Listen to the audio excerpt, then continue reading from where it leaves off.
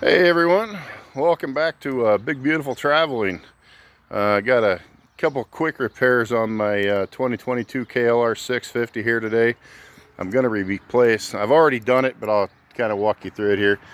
I had a tip over the other day, twisted my ankle, and couldn't hold the bike up on some uneven concrete, so it broke, see here, it broke my wind guard here.